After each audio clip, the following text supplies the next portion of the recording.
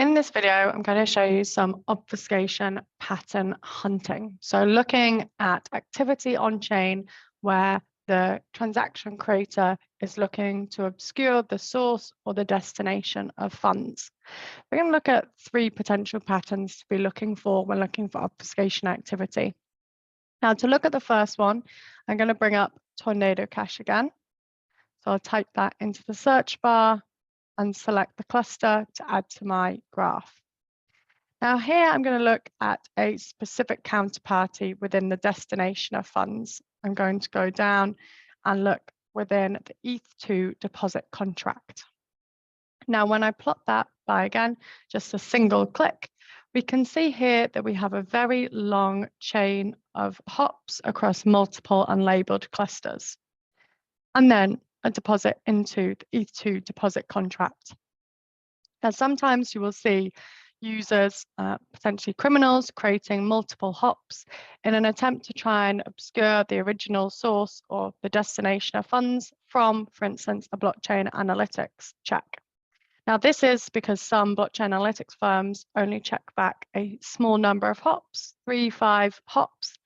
And this means that if you move your funds through more unlabeled accounts than hops that the firm looks back, then they will not be able to look at the original source or destination of funds. In Elliptic's case, we can trace back, if needed, tens of thousands of hops. And so in this case here, we can see that even though someone has added many, many hops to try and potentially obscure the flow of funds, actually, it's still very easy to see and be plotted in one click that the source of funds for this particular chain coming into the ETH2 deposit contract is Tornado Cash.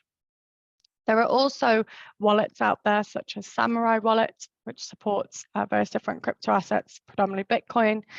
And this allows you to add multiple hops within a transaction, again, to try and throw off the scent of blockchain analytics firms who may be limited by the number of hops. Another obfuscation pattern that we can see is clear on here. So we can see for 1xBit, which is a gambling linked entity, we can see we've got a number of different multi-hop paths coming into the starting nodes.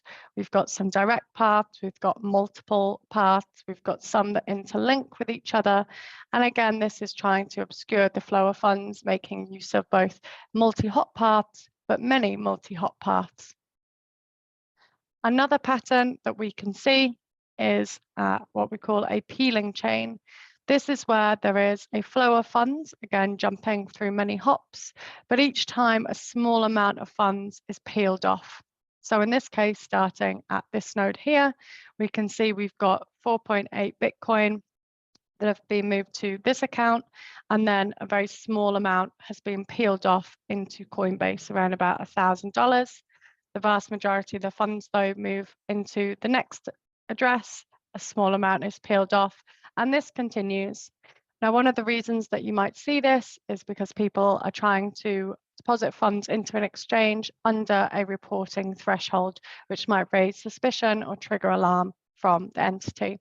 So another reason you can see this long multi-hop path, but where funds are all siphoned off on each hop into, in this case, 2 centralized exchanges, but it could be other entities. And this is another obfuscation pattern that you can see. If we go back to our first graph, I'm going to use the back button to undo adding that long string of funds onto the canvas. And I have Tornado Cash plotted on here.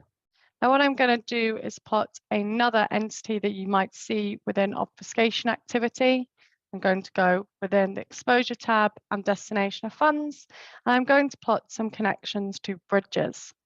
Now, bridges are services essentially on the blockchain, which allow you to move your funds from one blockchain to another.